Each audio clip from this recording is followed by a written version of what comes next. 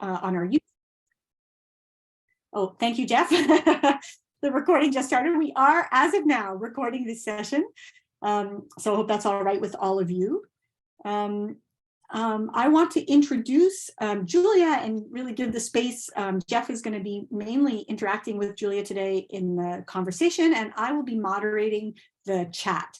So how that works is if you have any questions at all that come up during the talk, you can just throw those into the chat and I'll be monitoring. I'll, can go in order of whoever I see in there. And then when it's Q&A time, we'll make sure we leave lots of room for questions for Julia, and I'll get the order ready for you all. I want to just say a word or two about the Rutgers Digital Ethnography Working Group, or DUG, as we like to call it. We support active digital ethnographers and researchers within the Rutgers School of Communication and Information, but also far beyond. We have members from all over the US and internationally, and these events, as you can see in the chat, those of you who are just joining maybe can't see, but we have people from really, many time zones, all kinds of locations in the world, and it's really great to see all of you here. We have regular workshops and writing groups, and I believe this is our third year hosting events. I can't keep track. I think it's our third year. And we have a bunch of ongoing events and non-campus plans afoot going forward, which we will be posting about on our website and in other places. So in a minute, when things get started, I'll put our website into the chat in case you want to learn more about us. And normally I say follow us on Twitter so you can find out all about us, but these days that's a little bit like, I don't know if I should say that or not. We don't have a Mastodon web presence or follower thing set up yet, but maybe we'll be there next. We'll keep you posted. For the time being, the website will do. All right, so let me turn now to just a brief introduction of Julia, and then I'm going to give her the floor. So Julia Ticona is, as I mentioned at the beginning, an assistant professor at the Annenberg School for Communication. Her research investigates the ways that digital communication technologies shape the meaning and dignity of precarious work. She received her PhD in sociology from the University of Virginia, and she's currently an associate fellow at the Institute for Advanced Studies in Culture and a faculty affiliate at the Data and Society Research Institute. She's also an inaugural distinguished fellow at the Annenberg Center for Collaborative Communication and core faculty at Annenberg's Center on Digital Culture and Society. And this book, Left to Our Own Devices, is the reason that Julia is among us here. And we're so happy to have you. Thank you so much for joining us, and take it away. Melissa, thank you so much. I was just thinking, before I logged on that it really feels like a full circle moment for this book and for me, because, Jeff and I have been in conversation about these ideas for many years when we were, sociology graduate students way back in the day, not so long ago, maybe. And I'm just absolutely honored and thrilled to be here and bowled over by where people are logging in from. Thank you all so much for making the time to be here today. It's huge. It means a lot. And I know for those of you, at least who are on an American academic schedule, it's a tough time of the semester. So thank you very much for making the time. Hopefully some of these ideas will tickle your brain in some fun ways, and we can have a great conversation afterwards. Just a huge thank you to Jeff and Melissa and to the Digital Ethnography Working Group also. So as Melissa mentioned, I'm really excited to share a few pieces of my book that came out earlier this year with Oxford University Press. I should also just say this was actually one of two babies that I had this year. This book baby was born in January, and I have an actual human baby that was born in September. So if you hear some crying in the background, that's what it's from. I apologize, but also not really apologize at all, because that's what it's like to have a baby. All right, so I'll get started. So my book reveals that faced with unpredictable jobs and an unraveling social safety net, precarious workers across social class in the United States depend on their digital technologies for economic survival. far beyond the gig economy apps like Uber and Lyft that we've really started to associate with that term, the gig economy. They've developed a way of working that I call the digital hustle to do their jobs and construct their identities across workplaces, clients, and gigs. However, despite really surprising similarities across social class, I find that the terms on which these groups are included into the digital economy end up reproducing rather than reducing inequalities between social classes. So I'm going to focus today in my talk on explaining the digital hustle, which is this set of shared practices that are really at the center of the book. And I'm also going to talk a little bit about the relationship between the hustle and identity and dignity, as Melissa mentioned in my intro. I'll also spend time talking about the ways that existing inequalities interact with these practices a bit towards the end. And I'm more than happy to dig into any of this. I'm also going to tell you a little bit about how I did this research, as it might be appropriate to this setting and these people who are here today, and what it means, I think, for how we think about things like the future of work and inequality in technology. So on a chilly day in Washington, D.C., quite a few years ago now, I was sitting at a table in a small kind of seating area of a Dunkin' Donuts and located right off of a metro stop in Northwest D.C. I had been waiting for about 10 minutes for my interviewee, Mike, to show up. I should say this is not an actual picture of Mike. This is a picture that I took with consent of somebody else in New York City, actually. I decided to order a coffee, and while I was waiting in line for that coffee, I texted him for the second time. I called him for the third time. I hadn't gotten any responses. Having interviewees flake, for those of you who do interviews, is not a new experience, right? It's something that happens a lot. I planned on waiting another 5 or 10 minutes when he burst through the door, full of apologies. He sat down at the table across from me, really sank down into his seat. And as he put his phone on the table between us, it came to life. It started beeping and buzzing and ringing all throughout our introductions to one another. He explained that he had just spent over $100 on a new phone that he had promptly dropped into the snow and had quickly managed to scrape together a little bit more money to purchase a second new phone. He somehow managed to kind of scrimp here and there and borrow the rest of the money from friends and family. But because of that, he wasn't able to keep up with his payments to his phone company to actually maintain his phone service or to any kind of data or text service.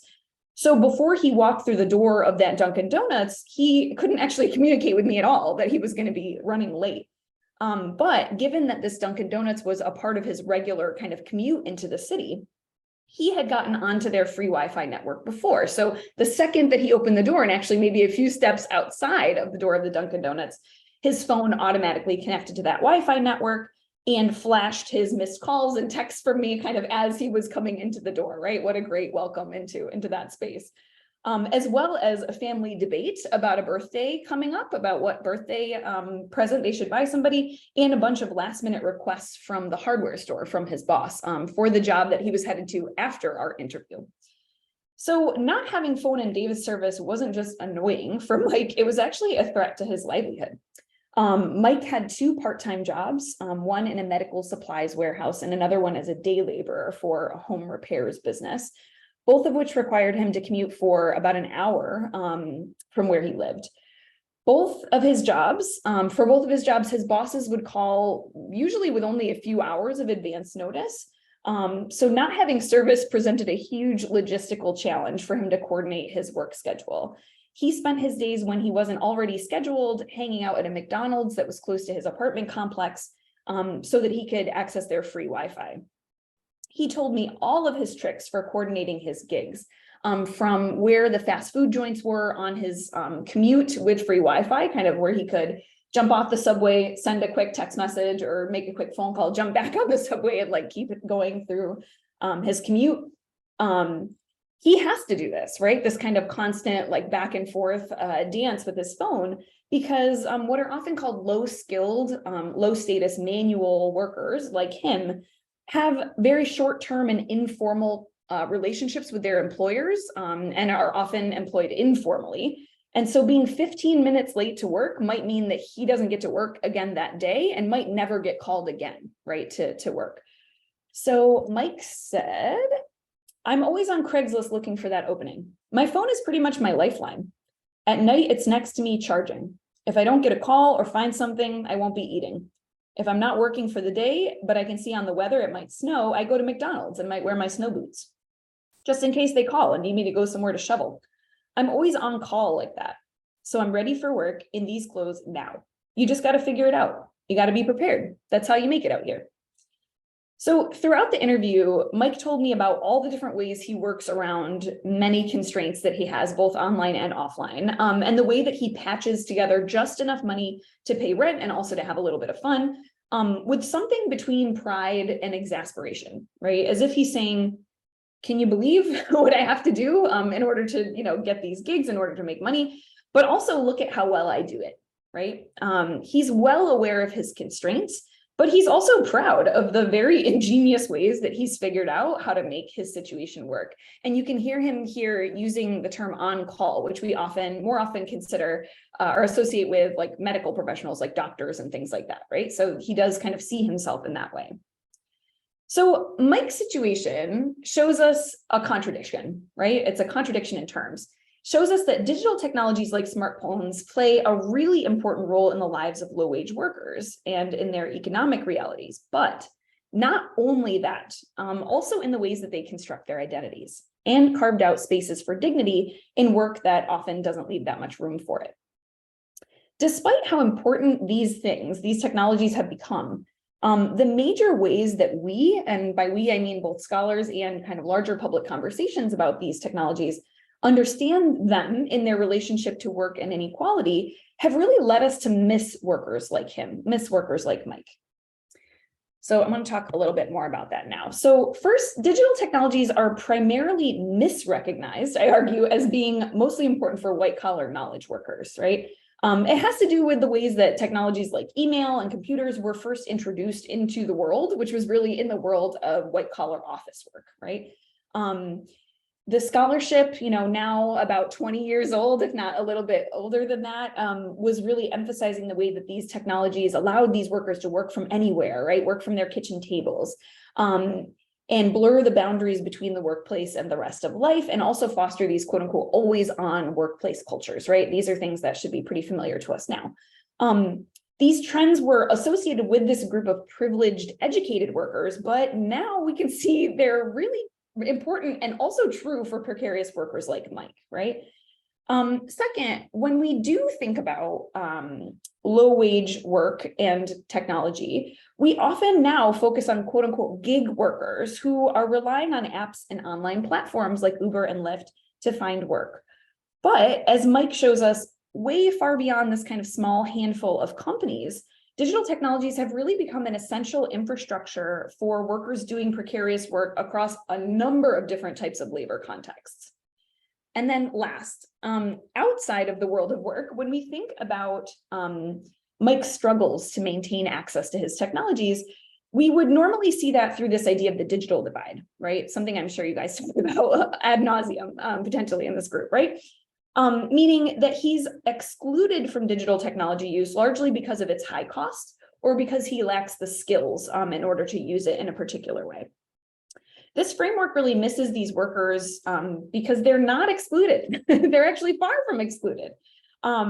This framework misses the ways that these workers struggle to include themselves, and also the ways that low-wage workers' struggles to include themselves have been weaponized, actually, by right-wing pundits and politicians in the United States who really paint their quote-unquote choices to invest in smartphones and data plans as wasteful spending. This kind of exclusion perspective on digital inequality also lets higher wage workers off the hook, right? It doesn't really allow us to ask crucial questions about the role of privilege in defining what actually counts as a skill and how context actually plays a lot into how we define skill in the first place. This book really compares high and low wage workers doing precarious work. And in this talk, I'm going to focus more on the low wage workers. Most of my examples are from low wage workers, but if there's time, I'm more than happy to talk about the kind of cross-class comparison.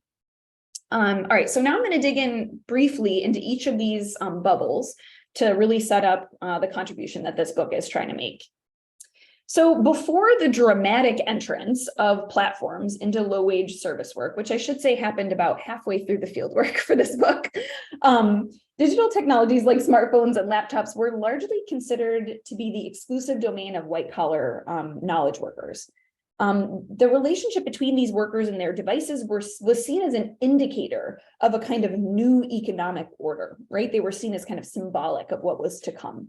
Laptops were allowing them to work from everywhere. They were increasingly expected to work from everywhere, right? Many of us face these similar pressures. However, as work feels increasingly precarious for us all, these kinds of always-on conveniences of these technologies are increasingly relevant for workers far beyond white-collar office work, right? The second is in thinking about gig economy apps and platforms. So more recently, digital technologies have really become the center of debates about the rise of the so-called gig economy in the United States. Apps offering on-demand services like Uber, TaskRabbit, even Amazon Mechanical Turk have focused the public's attention on the ways that some low-wage workers rely on digital technologies and internet access for work in a way that surprised a lot of people. However, the workers who are heavily dependent on these apps for income are a really small proportion of American workers overall. Estimates of the number of Americans earning income from these platforms are at about 1%, right? That's a kind of conservative estimate. While estimates of workers in precarious or contingent work more generally across the economy are between 10 and 40%, right? So we're talking about very different sizes, different scales of problems here. Workers like Mike, who are precariously stitching together income from patchworks of lots of different kinds of jobs, are a much larger group of workers in the United States. The workers that I call precarious workers in this book don't have a single full-time job. Instead, they rely on income from multiple jobs, including part-time, contract, and informal work. They don't work consistent hours, their schedules often change, and they have few benefits or guarantees of continued employment. Those are the kinds of hallmarks that I was looking for when I was recruiting people. They work for low wages in retail, in fast food, also in higher wage, white collar and professional jobs. We often call these folks freelancers or contract workers. This kind of work has been on the rise since the mid-1970s in the United States. This is the point at which many labor historians point to explain the decline of traditional forms of employment, this kind of Fordist contract between employees and employers that included long-term, regular schedules, benefits, promotions, and the rise of contingent or precarious or risky forms of work. In reality, these jobs have been a part of work in people's working lives for women and for workers of color long before the 1970s. And it's really important for us to put these kinds of new developments into this much longer historical context, extending back further, even before the 1970s, which is really when a lot of scholars of precarious labor kind of mark the beginning of this. Thinking about the gig economy through this much longer historical lens, not just defined by technology companies, is really important to being able to see the changes affecting workers like Mike and not just kind of limit our scholarly attention to the apps as defined by tech companies. So last, this idea of digital technology and inequality is often understood through this idea of the digital divide, right? This is one of my favorite images to use in my teaching, right? It just epitomizes it so perfectly. This idea really looks at the ways that people get excluded from ownership and use of technology. But as I mentioned before, Mike isn't excluded. He's actually required to be connected for his job. He would not have been able to get and keep any of these jobs if he was not using a smartphone, right? And this connection comes at great cost, right? It takes a huge chunk out of his monthly or weekly income.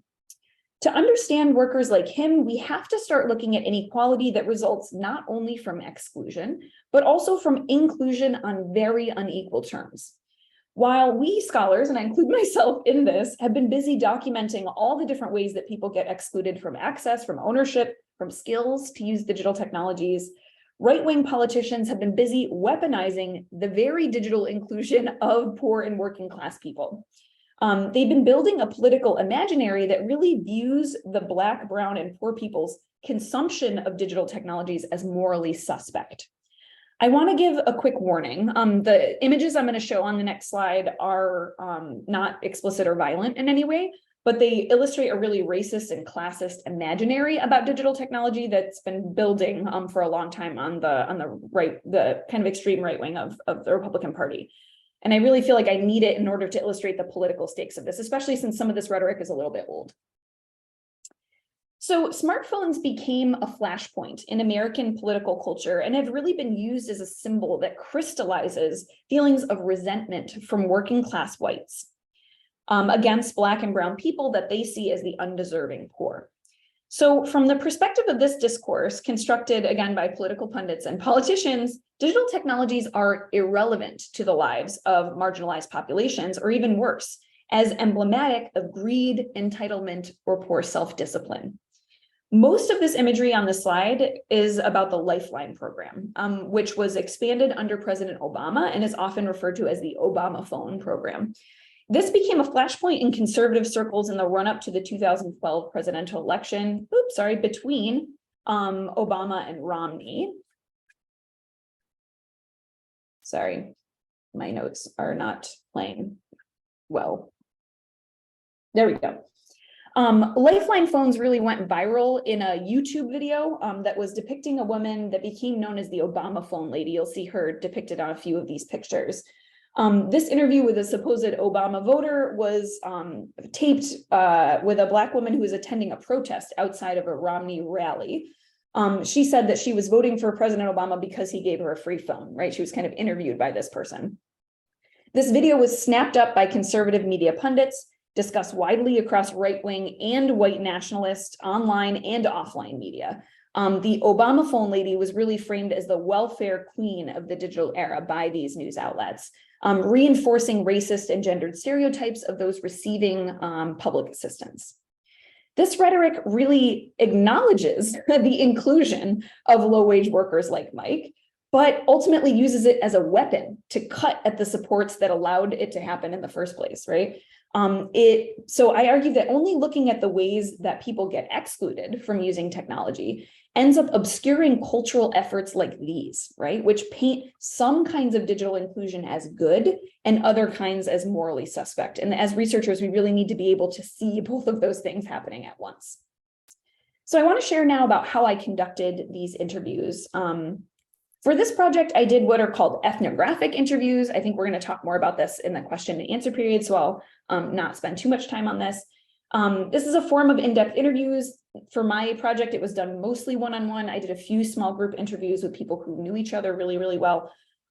In practice, what this meant for me was that I paid attention to place in two separate and important ways. The first was in recruiting, and the second was in the location of interviews. So for recruiting, I found people by hanging out in the places where people buy their personal technologies, right? So essentially consumer retail locations where people can buy phones and laptops and things like that. And I talked to the brokers of their access that worked there. So a lot of cell phone salespeople.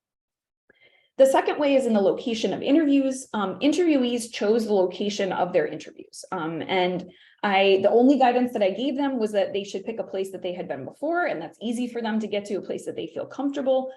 Usually they picked a kind of semi-private, semi-public place like a Dunkin' Donuts. I hung out at a lot of Dunkin' Donuts.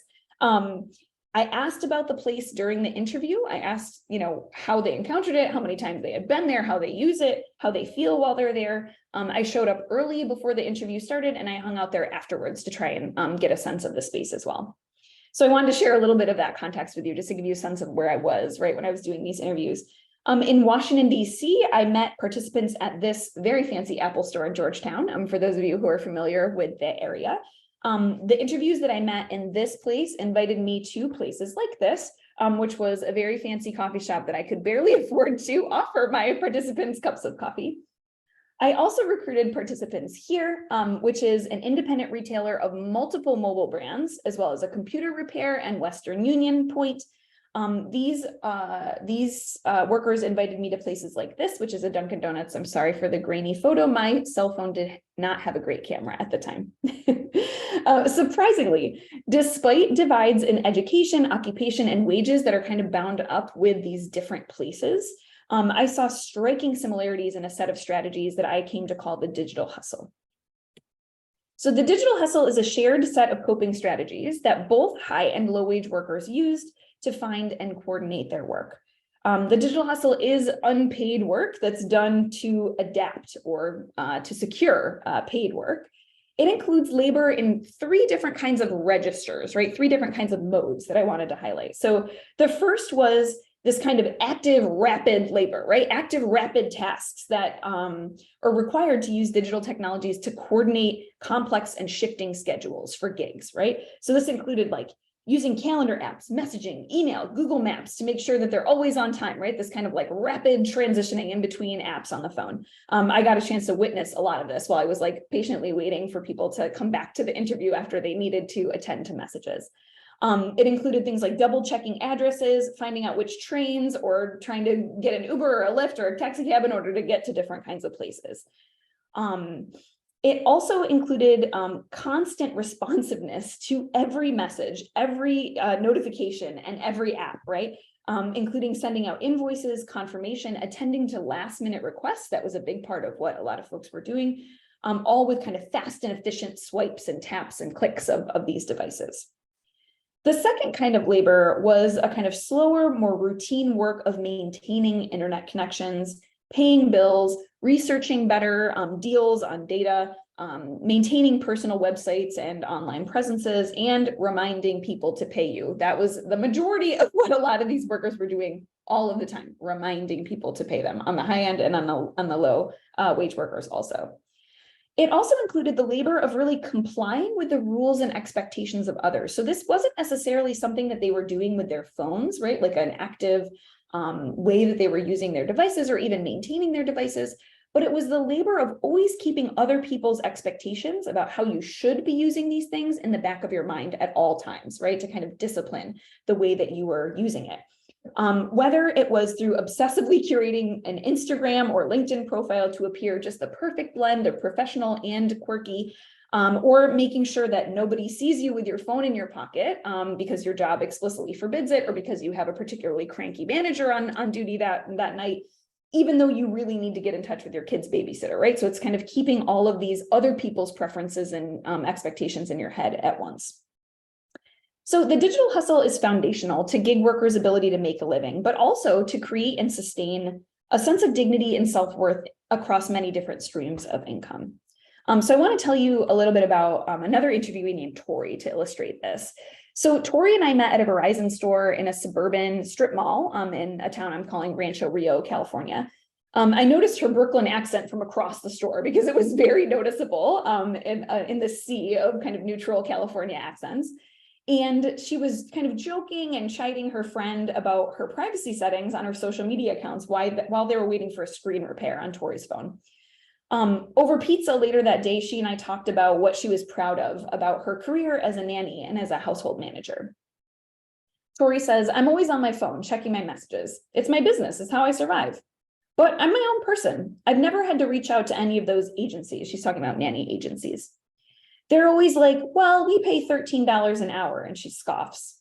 "Even when I was just starting, I made $15 an hour. I know what I'm worth. I know my rate. And if my clients want to pay it, they pay it.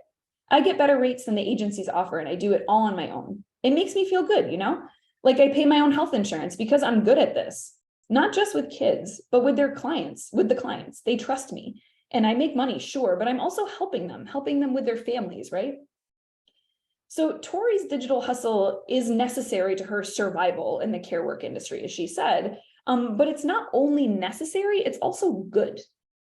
Tori's really proud of her independence from nanny agencies who often act as matchmakers between care workers and families. She's proud of her ability to ask for the rate that she feels she's worth, right, which is higher than the agencies offer, and to afford health insurance, which is actually really remarkable in this kind of industry, all as a result of her hustle, which doesn't only signal her economic survival, but also constructs her sense of being a professional in this field. In this way, I argue that the digital hustle can be considered really a craft practice of the gig economy, even though digital technologies are often associated with de-skilling, right, which is the exact opposite of skilled craft work, and a loss of autonomy for both high and low wage precarious workers. The kind of trial and error of learning how to coordinate all these different things, using different kinds of apps, swiftly responding to messages, keeping themselves connected, professionally responding to every single inquiry. was really a sense of intense pride, which is a key indicator of what scholars of craft identify as a key part of skilled craft work. So work is one of the major social institutions that shape our collective symbolic boundaries that kind of order our social worlds. Without traditional employers, instead of finding self-worth in raises, promotions, or good evaluations from managers or bosses, the workers that I talked to were finding dignity in their successful digital hustles.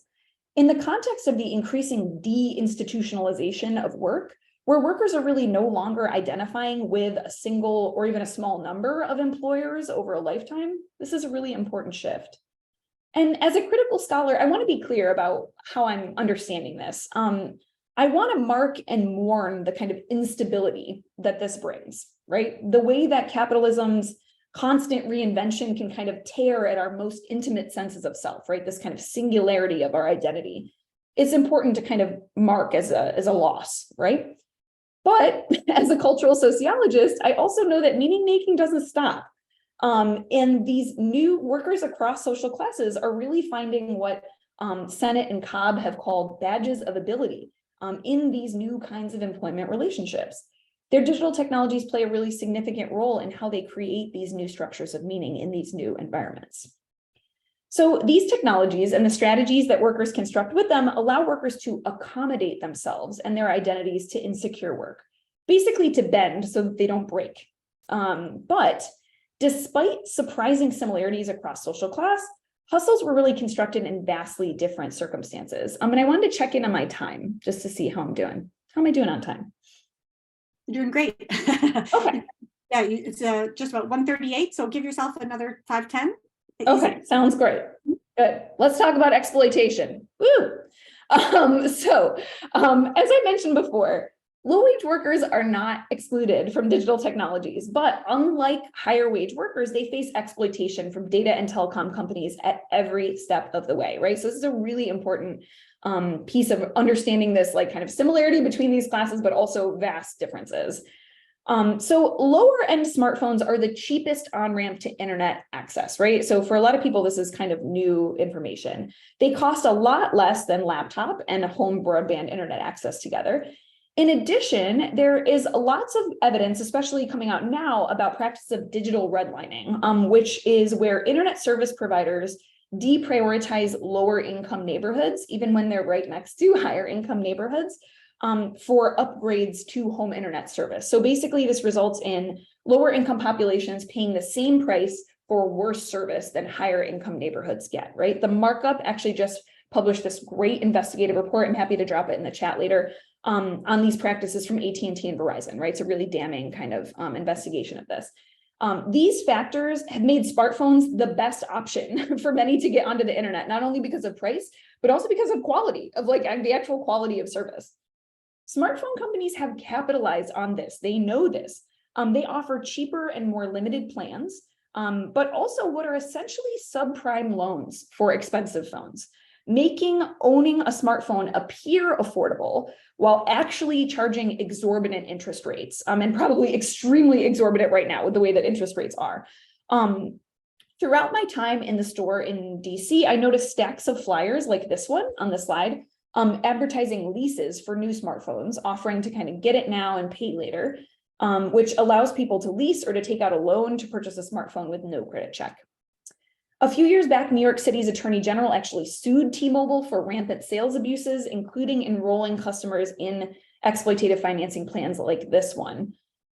So after decades of institutionalized discrimination in access to banks, mortgages, and other mainstream kinds of financial products, communities of color in the United States have been targeted with these kinds of high-cost financial services.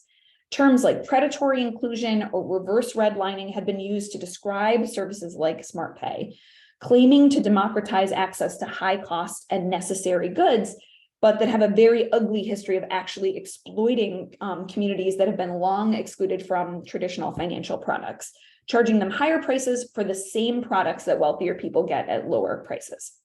So when we think about digital inequality, it's not just that low-wage workers are kind of stumbling over barriers that the rest of us with all of our money are able to just kind of sail over very easily, or falling into some kind of divide accidentally. companies know that they need to be connected and create products and services that appear to lower these barriers, but actually raise even higher ones. So really quickly to conclude, one of my favorite ridiculous images of the future of work. When it comes to talking about digital technologies and work, we're obsessed with talking about the future, right? Algorithms, artificial intelligence, platforms in the world of work, right, have really taken center stage. We love kind of talking and thinking about what's coming next in the next 20 years, the next 40 years, the next 50 years. But talking with workers across industries and at either end of a polarized labor market has really shown me that our increasingly future-oriented discourse about work and technology is obscuring really crucial critical realities of the present, of the current moment. So this is a book about the conditions currently facing gig workers and others with non-traditional relationships to work and the ways they navigate those relationships using the stuff they have on hand, right? Which just so happens to be digital technologies. What I can see is that if we care about making work better for more people, which I do, understanding the role that digital technologies play in creating or perpetuating bad work means that it's not only one particular kind of technology that's the culprit, right? We need to study them from a variety of different perspectives and analytical angles. And what this book shows is that it's actually a suite of technology, right? Phones, apps, mobile internet, a bunch of different apps and applications on people's phones, as well as the cultural meanings that preceded them and run through their current use, as well as the financial arrangements or the political economy of the industries that support these technologies. These are all essential for understanding how these systems have been propping up or facilitating precarious employment relationships for workers all across the American economy. So in our rush towards each new exciting technology, hypothesizing the next seismic shift, the next revolution, the next type of economy even, we miss these kinds of quieter revolutions that are happening right under our noses. And I really think this is one of the places for qualitative social science research on the digital world that suggests a much messier, a more hybrid, and a much more complex relationship between digital technology, work, and social inequality. Thank you. Thank you so much, Julia. Thank you, thank you. Jeff, I would love to turn it over to you. I know you probably have quite a few comments, questions, ideas. I'd love to hear from you, yeah. Yeah, well, thank you, Julia. I don't know if I have all that much, but I have a couple of questions I wanted to kind of kick us off with and offer maybe a few comments to get us started as well. And hopefully this can be also an opportunity for Julia to just talk a little bit more about the method of how she did what she did. So just a really elegant book here. It's starting to get a nice kind of patina and nicely worn now because I've been spending a lot of time with it.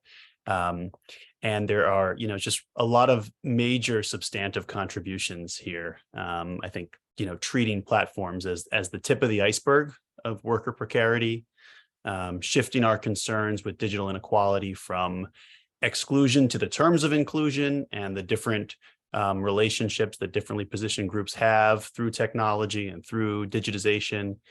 And there's there are lots of great tidbits in this book too. There's a really cool sort of section on kind of the notion of a hustle and like the kind of racial and class kind of connotations of hustling. There's some really cool stuff on public Wi-Fi networks as a resource for workers and some of the kind of predatory data practices around that as well. I feel like we now have some very exciting books, and I'm putting this one right at the front of this kind of group that are like kind of digital studies that are in the tradition of, effective and identity-centered work studies as well, what it means and feels like to work the jobs of the day, and Julia calls it the doings and the feelings, and I think that's a great way to put it. And so I see this book sort of in that tradition too, of like Barbara Ehrenreich's Nickel and Dimed, Studs Terkel from the 70s, Working. People talk about what they do all day and how they feel about it. So there's really a lot here in terms of the arguments and the implications.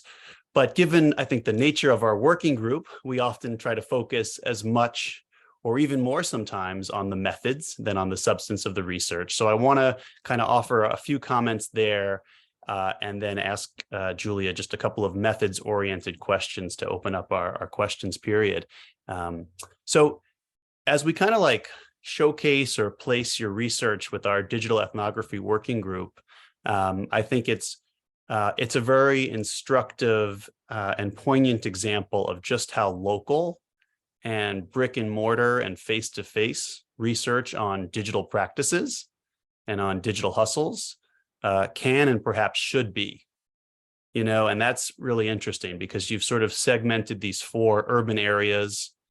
You are making use of the phone retailers as your recruitment hub and to construct your sample. You're having people place select the place for their interviews and kind of placing their interviews in their typical days, as you really show with the Mike example that you opened up with, and then you're doing a lot to kind of make use of the interviews themselves as face-to-face interactions, and really looking for like the verbal and the nonverbal cues about how people feel about their work, and even how they feel about you and how they feel about the research, and I thought you had some interesting things to say about that in your methods appendix as well. You talked about kind of catching glimpses of yourself through your participants' eyes, and so I thought there was a lot of kind of nonverbal communication implicit in that statement. So it's an example of like, a very much embodied and in placed research strategy to study the digital world or to study digital practices,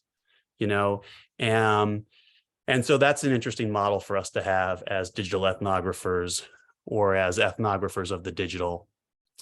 And then, the writing, I think the writing itself and the book at 126 pages before the notes, I think is instructive as an example of like really succinctly and effectively like marshaling and managing thick, rich data in service of a book's arguments. So I think we have a number of doctoral students in this group, and we have folks that are either going from a dissertation to a book or writing a book from the outset. And I think one could really like study your chapter construction to figure out how to write a narrative with qualitative data, and also the chapter order and the scope of the book. So I think that could be really useful if you're starting your dissertation, if you're going from a dissertation to a book, or if you're writing a book with qualitative data. I really recommend Julia's book for that reason. So those were my sort of kind of comments on the methods and the construction of the book.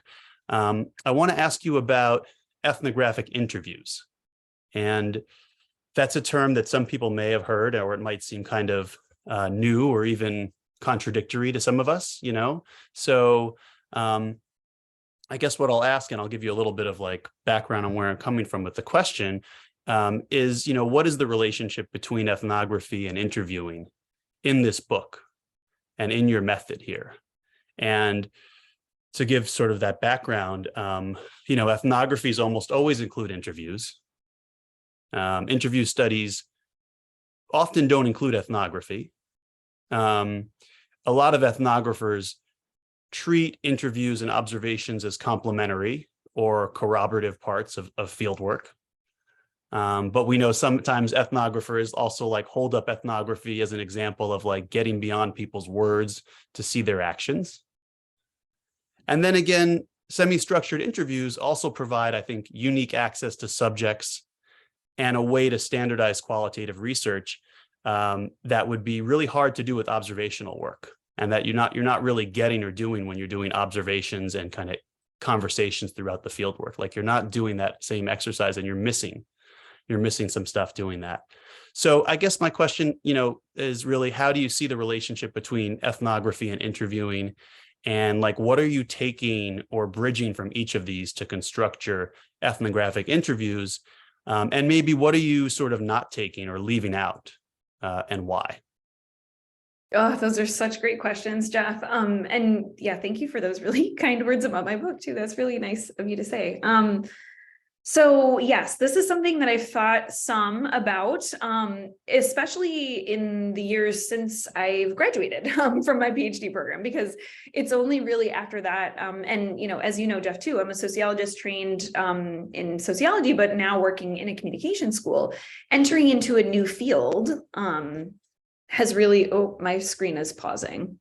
Can you guys still hear me? I can hear you fine. I didn't hear Okay, you at all. great. Let me quit something just because I'm worried that, there we go. Okay.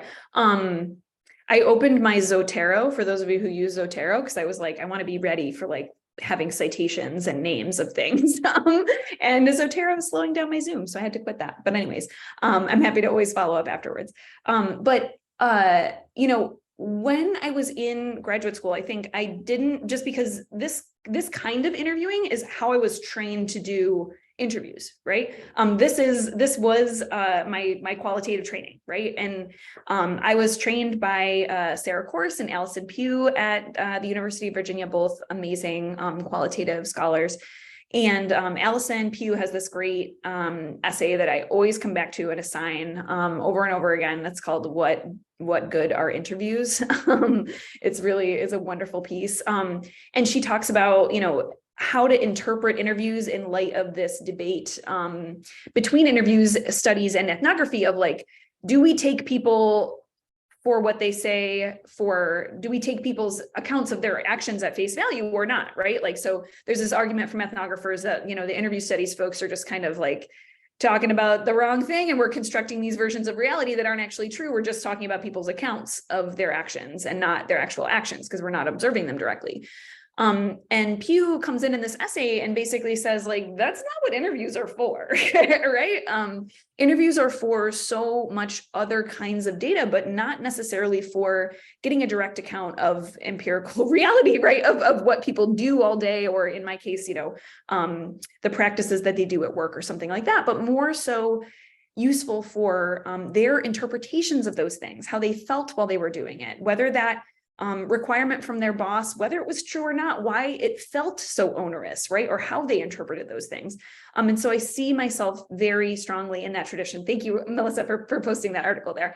I find it really useful for thinking about my own practice, right? So that's where I start with this. As I said in the talk, practically what incorporating ethnography into interviewing for me meant was just like paying attention to place, right?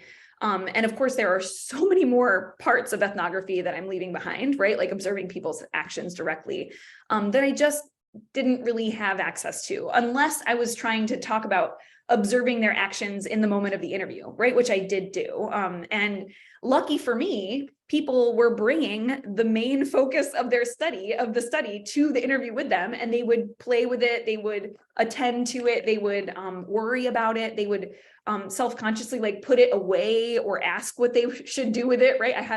I interviewed this lawyer who was, working for herself, and she worried a lot about having her phone out during the interview, right? And she said, like, is this going to bias your study if I like have my interview if I have my phone on the table, right? Like as we're doing the interview. And she went into this lengthy account about like why she felt like she had to have her phone on the thing and why she was looking. She felt like she had to account for that to me during the interview. So all of those activities were really interesting and things that I could observe. But of course, I couldn't observe anything about these workers in their actual workplaces. And that was, I think, a big loss for the study, honestly. And I had to figure out practically how to frame what I was doing, how to frame my contribution outside of that data, right? Like outside of really needing that data or having it, because I just didn't have access to it because of, how I set up the study in the first place. And I should say too, the other practical reason, and I say this with the doctoral students in mind, because this is how I thought about it at the time, was, coming from the tradition of kind of workplace studies or organizational studies in sociology, the traditional thing to do is to like set up shop in somebody's workplace in a break room or, in your car outside and like observe people either in their jobs, or maybe you even get a job in that place also, and you kind of make friends, right? That's the ethnographers' kind of approach to workplace studies often.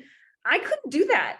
These folks are by definition working at a whole bunch of different jobs. So there was no way that I was going to be able to approximate that kind of experience unless I, maybe I could focus on one particular person and just, follow them to all their different jobs throughout the day. That was something I kind of thought about doing, but ultimately didn't get a chance to. So it was pragmatic also that in studying precarious work and in studying folks who were doing a ton of different jobs, I couldn't do ethnography in the way that I had been trained, right, as a workplace ethnographer. So I wasn't quite sure how to approximate that. So I thought, ultimately, the focus of my study is, or the kind of entry point of people into the study is their consumption of these devices, right? And so I needed to really go to the places where they were consuming. And that was in these retail locations. As far as, the other question that I sometimes get is like, what would this study look like now with COVID?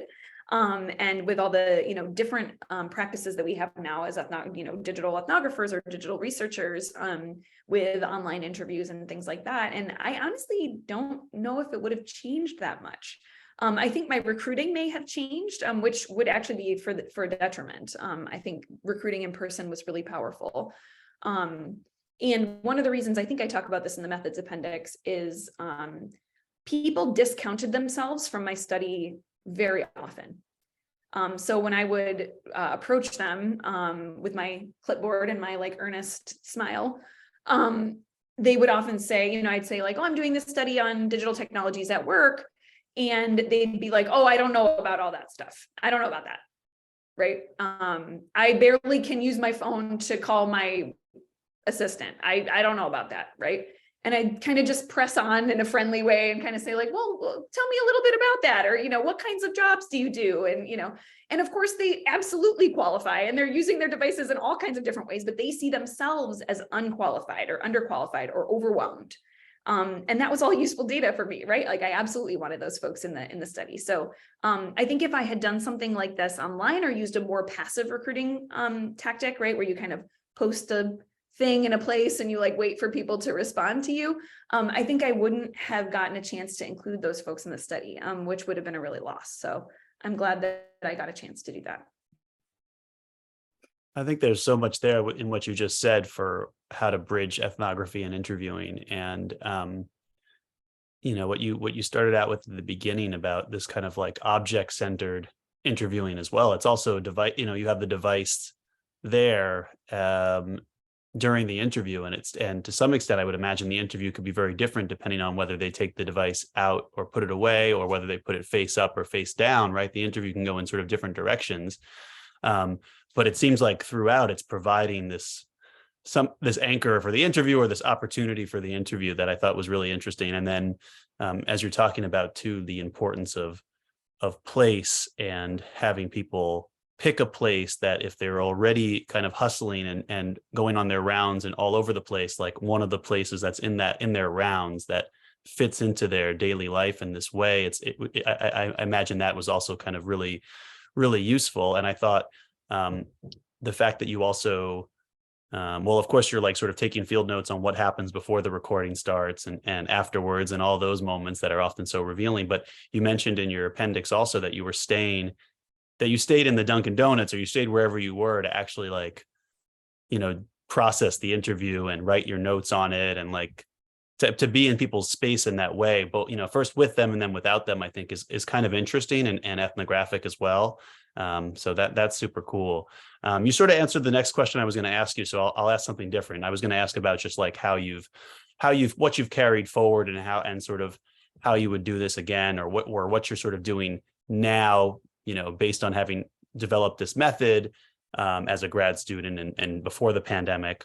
But I guess maybe what I'll ask you is more about that sort of that part of your appendix, which I know we didn't necessarily all have a chance to read it, but I'll just say it's where you talk about sort of catching glimpses of yourself in your participants' eyes. And I always find it so hard to talk about how other people see you, right? And there's something kind of very presumptive in doing that, but and it's one of the hardest things to write about.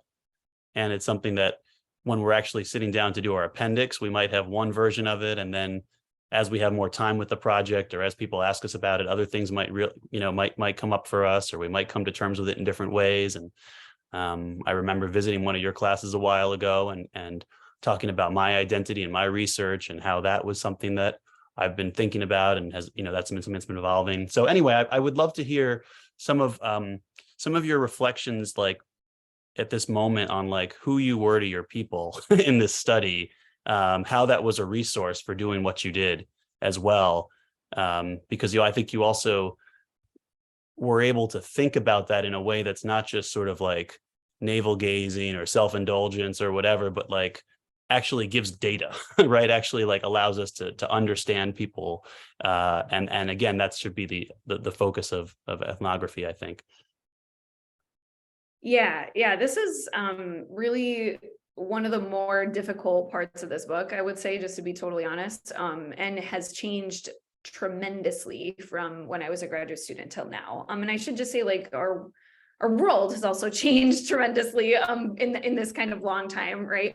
But I would say that if I had to like track it to a particular moment, I was presenting, I was a doctoral student. I was at our big, American Sociological Association meeting.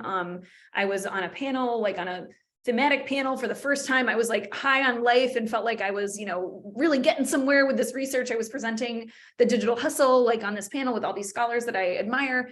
And I had just come off of presenting on that panel, and we got news about the Charlottesville riots happening. And I should say I was living in Charlottesville at the time, but was not in Charlottesville for this conference. I was like far away. I forget where we were now. That doesn't even matter, but it was across the country somewhere.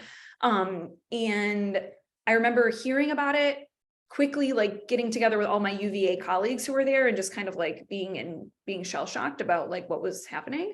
And also because one of my really close friends and colleagues was there, like, living in the downtown mall where the riots happened with her small children, and just being like very viscerally concerned about all of their safety.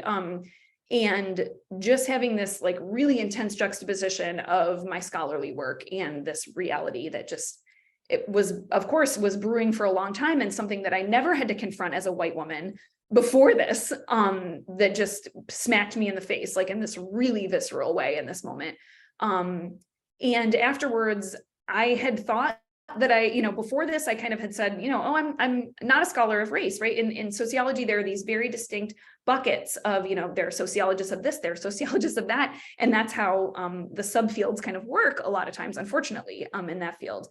And after that moment, kind of returning back to my data and rewriting it again, I realized that this is not separate from an understanding of racism in the United States, and that I needed to, in the very least, grapple with the racial implications of this term that I was using, right? Of saying hustling, right? Which is essentially co-opted by American entrepreneurial kind of gig tech culture, appropriated from Black culture, right? Appropriated from a very different context. And that I needed to grapple with that. I needed to say that out loud in that chapter.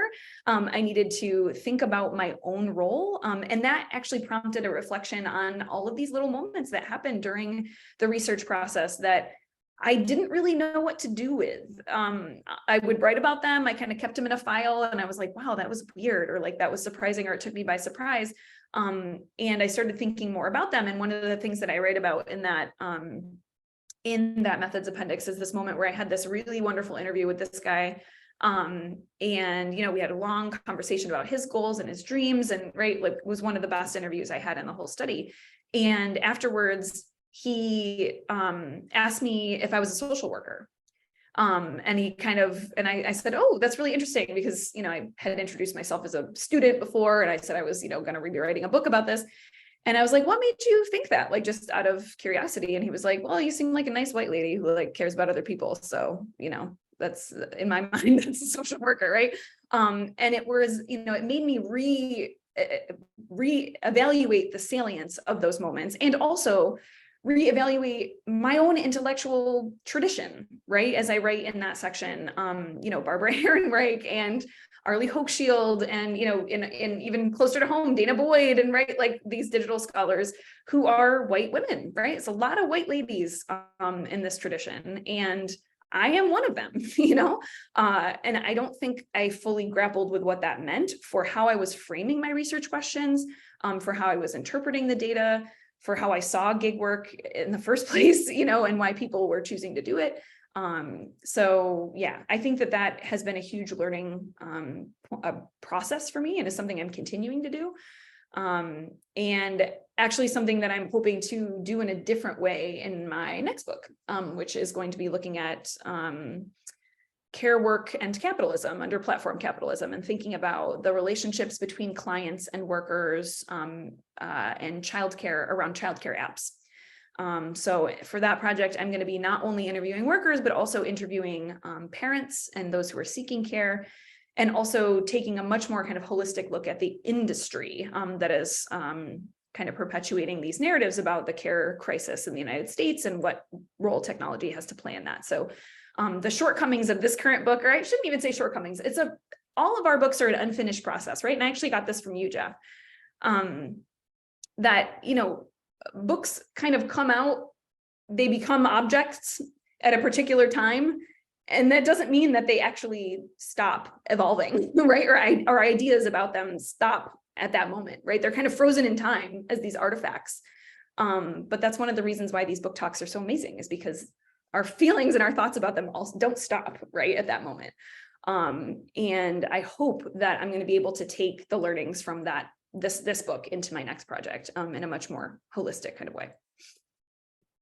Thanks, Julia, and thanks for giving us a little bit of a sense of what's, you know, what you're working on now and what's next, and just the ongoing sort of life and afterlife of a project as well. I'll let Melissa manage our Q&A, and would love to hear from folks. And I think some people have already typed into the chat, so I'll turn it over to Melissa. Thanks. And yeah, also thanks, Julia. This is really, I'm taking all these notes. This is really thoughtful stuff. Nikki Natarajan, are you still around? Nikki, do you want to just jump in and ask your question? Yeah, I'm here. And just happy to. Just who you are and so on. Yeah, sure. So Julia, thank you so much. I came in a bit late. The link wasn't working, so I jumped in about 15 minutes later. So in case I've missed something, maybe it's a repetitive question, I just wanted to know what your entry point was. Like, I've been in Jeff's and Melissa's classes. I'm a second-year PhD student in the School of Media and Communication at Rutgers. And Jeff would always often say, so what is this a case of? You know, so it makes you think, right? How did you come to that? Or how did that shift? Oh, that's such a good question. And I'll say that I did this twice, right? So I'm going to be like brutally honest with you, because I think that's the only way to do these things. So when I was a graduate student, the sense that like, oh, this is a case of something came from, you know, I was obsessed with technology coming into grad school, obsessed with, I shouldn't say like even using, I'm like hopeless with my own devices. Like I actually don't know what I'm doing with many. Ask my partner, ask any of my friends. I'm constantly breaking and not using things properly, and I don't know what's going on. But I still use like the Twitter web app. Like I don't use apps. Like it's hopeless. But we study what we don't understand, right? But beyond that, I was obsessed with, you know, these scholarly traditions of like, how do people make meaning around the kitchen table, right? Like not these kind of elite discourses of things, but which was kind of dominating the conversation about digital technology at the time. It was all these like pundits and like these technologists, you know, like Elon Musk now, but like the, you know, early 2000s version of that, who were like making these broad pronouncements about technology and what was going to happen in the future and everything. And it just seemed so disconnected from, you know, talking to my mom about like her phone or, you know, whoever it was. The narratives were just so different, and they seemed to produce, talking about these things seemed to produce such high emotion for everybody, right? Whether you were in love with your phone or whether you hated it, right? Like there were just these like extremes of emotional, extremes of affect, right? Like around when you would get into conversations about cell phones and laptops with people. And so as a curious, somebody who was interested in meaning making in everyday life, I thought like, wow, what a great thing to talk to people about and talk to anybody about, right? Like anyone off the street has an opinion about these things. So that was the real like broad origins of it when I was a PhD student. And then I started reading around about digital technologies in work, because that was the thing that I came into grad school being interested in work. And I realized that the only people that they were talking about were white collar workers at the time, right? This was in the early 2000s. Sherry Turkle was writing her books about, being disconnected from one another and how, using our phones can disconnect us from each other. And these pieces really spoke to me, and the research agendas really spoke to me in this really visceral way, because they were talking about people's feelings. They were talking about, issues of sociality and connection and intimacy. But they were doing so in this way that was like completely disconnected from inequality, right? It was as if these technologies kind of existed in this like classless, genderless, equal world that just didn't make any sense to me as a sociologist, right? So that was a big red flag for me in saying like, I think there's important things that are going on here. But I should also say, as a sociologist, I was also only reading sociology at this point and not reading in media and communication studies, which was a huge problem and something that I realized after the fact, when I had very well-meaning colleagues from those fields, fellow graduate students who were like, come on over here, Julia, we've been talking about this for a while, which was extremely helpful and something I had to do a lot of catching up on. And the third kind of entry point was just my own lived experience, right? I grew up in a small town where the internet isn't particularly good. People aren't particularly, right? Like there isn't a lot of white collar work to be had. It's a deindustrializing blue collar town that had right around the recession when I was in graduate school had fallen on some very hard times. And people's cell phones were still extremely important to their everyday lives, right? I was watching my friends in this town use their phones to like coordinate all these different gigs that they had and to try and do their community college or to do their associate's degree or to like do whatever they were doing. And I just didn't see any scholarship about them. And they were hardly being represented in the public discourse about these technologies either, which was all about, white collar office life.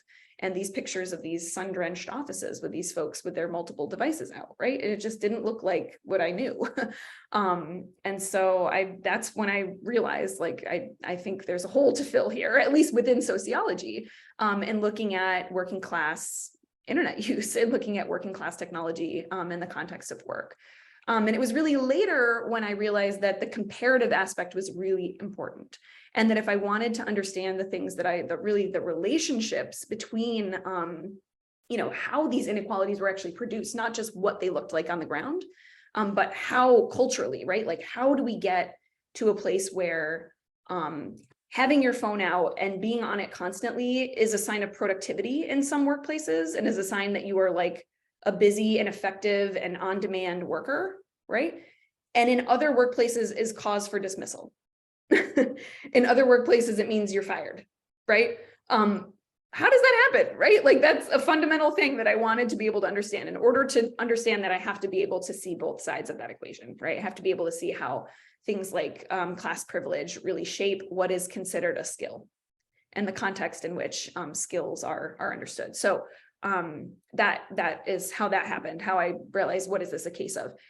After Uber and Lyft, which I should say is about midway through this research being done, this fieldwork being done, I realized I had a whole other frame of thinking about gig work and apps and really saying, hey, wait a minute, what if it wasn't all about Uber and Lyft? Like, what if it's about a much wider phenomenon that we're completely missing because we're obsessed with these platforms?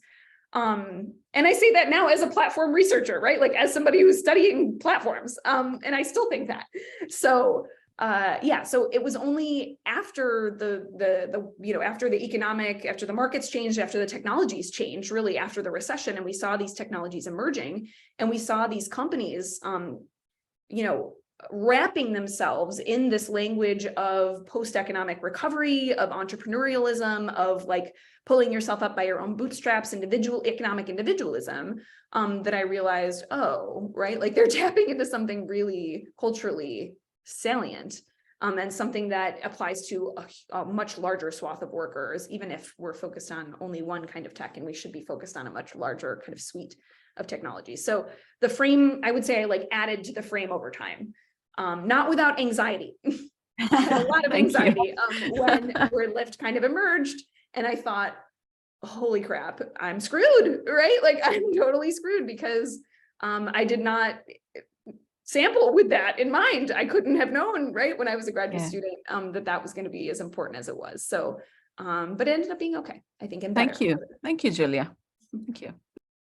So we have 3 more comments or questions, and I want to make sure we get to all of them. We have Michelle, Sarah, and then Hélène Langlamet, and then Liam.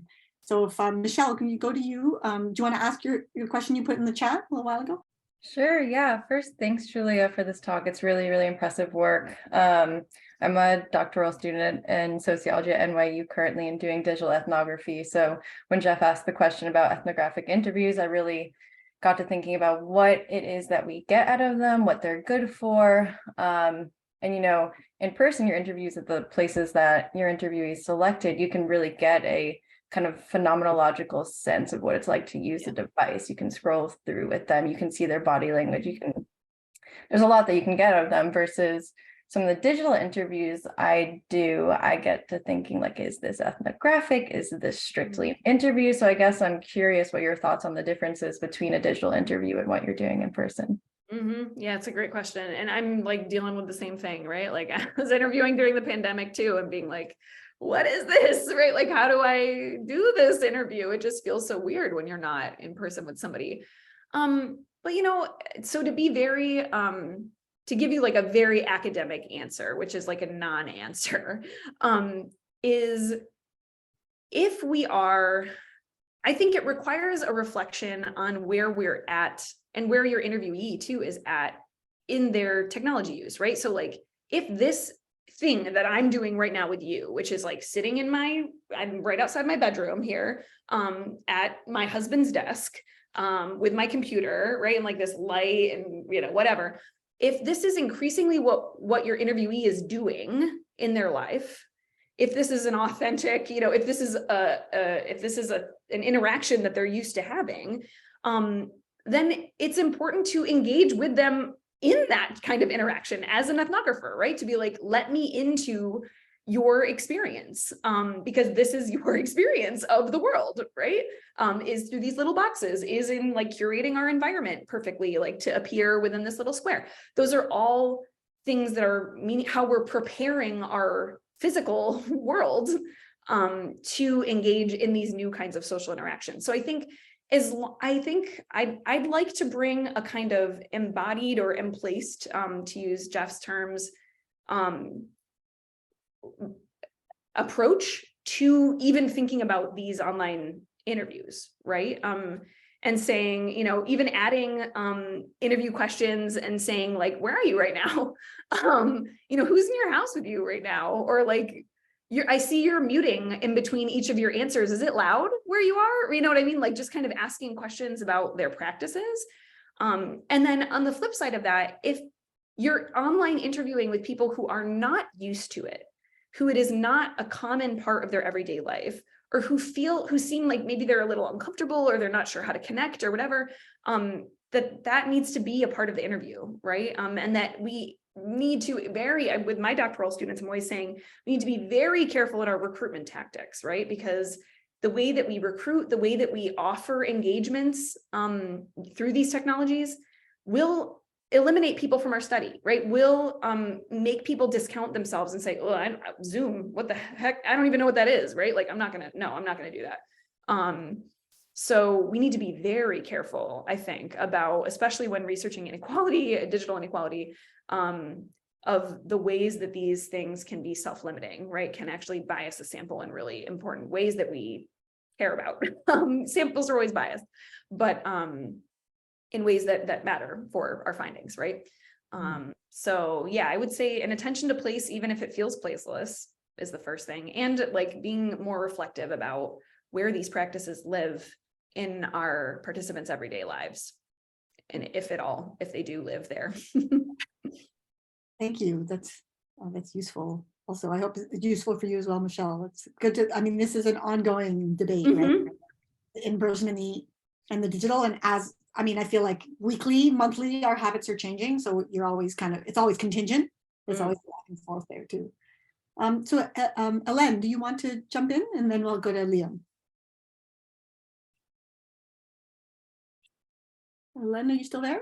Yes, I'm still here. Can you hear me? Yeah. Yeah, sorry, I always forget I'm muted in this moment.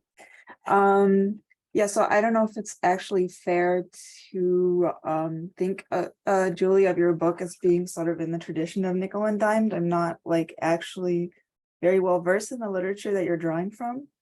But as somebody who's like a bit of an outsider to your field, could you speak a little bit to like the continuities and the changes that you notice from your research about what precarity in work sort of means and how it's experienced like before and after sort of the digital revolution? Oh, that's a great question. Also for full transparency, like Hélène has been my research fellow in the past. She's deeply aware of a lot of these arguments, and that is such a good question. Thank you for it. Yeah, you know, I think when I think about Ehrenreich's book, or when I think about, you know, other kinds of ethnographies of low wage work, kind of more classic ethnographies of low wage work, I mean, a lot of it is workplace ethnography, right? Where like the place that you are investigating is the workplace. And there isn't this sense of like a fragmentation or an atomization of like workers' identities across many different types of work. And I think that's something that we're grappling with now, or we've been grappling with over the past, like, you know, 10 years or so, since the, you know, post recession, or post, you know, 1970s, and then again post 2007 recession, and thinking about what people do when work gets precarious, not just in terms of what they do to get work, but also like how they feel about what they do. So I would say that is one aspect of it where I think it's been a discontinuity, a continuity in terms of that, you know, people identify with their work, like people want to feel proud of what they do. And many people get a large portion, or get a good, construct their identity through their work in some major way, right? And so I think that's the same. But I think the way that we do that, and the role of the tools that we just so happen to have, that many of us just so happen to have on hand, the role that those play is a new thing because of this wider context of the deinstitutionalization of work. So I actually don't think it's the digital revolution necessarily. Like, I don't think it's the tech that actually is pushing that, or that, you know, is can be tracked back to that cause, but it is the wider economic circumstances that we're in that make people search for those things that they can use in order to make sense of their environment. So I would say that's the major kind of way that I understand what I'm adding to that longer lineage is how do we do the thing that we've always done, but in vastly different circumstances with different sets of tools on hand. And last question goes to you, Liam. Hi, thank you. Thanks so much, Julia, for the talk. I found it really moving, actually, what you were saying about kind of situating yourself as a human in a conversation with another person, and the very honest self-reflection that you gave us. We were reading your article on care work platforms for Caitlin Petre's class, and she knows this because I always bring up podcasts in the class discussion, but I was listening to this podcast interview that you gave on Innovation for All a couple of years ago.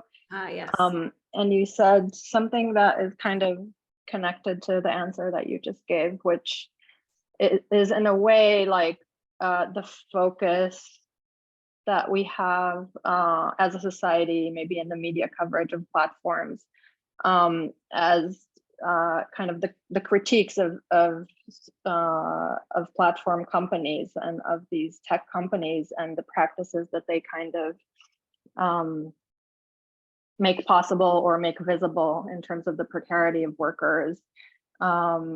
is a small part of kind of a much bigger precariousness of work, much more generally, that is, like you said, like not necessarily just related to digital ways of finding work and being engaged in work. So my question is, do you think that we're scapegoat, and I'm very interested in studying platforms as well, and I think that it's important, but do you think that we're scapegoating platforms a little bit instead of having these wider societal conversations about things like the social safety net and regulation, different ways of, legal protections for workers, and kind of looking at the 1% or the 5% of people who are finding work through Uber or through care platforms versus, people who find them in other ways, but are still kind of precarious as workers. Short answer, yes. Short answer, definitely yes. Yeah, I mean, I think, so in terms of the way that you frame your book, like, do you see it as, are you trying to like intentionally widen and kind of talk about